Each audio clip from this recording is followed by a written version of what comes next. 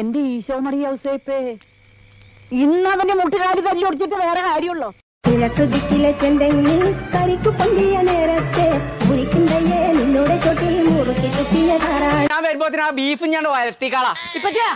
എനിക്ക് ഇന്ന് ഒരു അവസാനത്തെ മാറ്റം കൂടിയിട്ട് ഇതോടുകൂടി എന്റെ മാറ്റിൽ നിന്നില്ലാന്നുണ്ടെങ്കിൽ ഇനി എന്റെ അവസാനമായി കാര്യം പറ. ഇനി എന്താ മാറ്റി പഠിച്ചു? ഞാൻ ഡിജിറ്റൽ മാർക്കറ്റിംഗ് പഠിച്ചാലോ എന്ന് ആലോചിച്ചപ്പച്ചേ.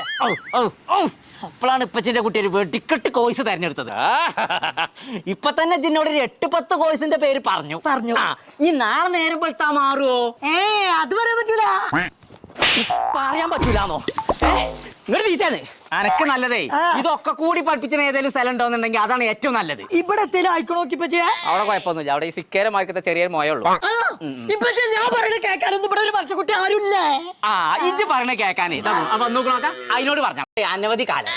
എന്നാലും 5 കപ്പ് അത് ഞങ്ങൾക്കാണ്. ഞാനേ അന്റെ മാതിരി കപ്പ് കണ്ട് വൈത്താല കൂടിയതല്ല, കളി കണ്ടിട്ട് വൈത്താല കൂടിയ മനസ്സിലാണ്.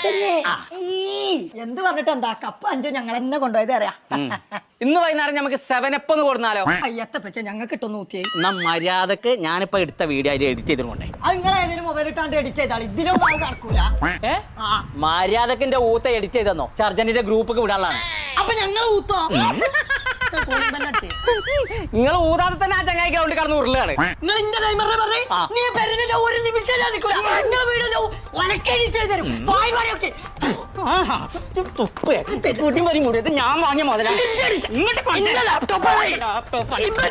ഞാൻ വാങ്ങിയ മുതലേ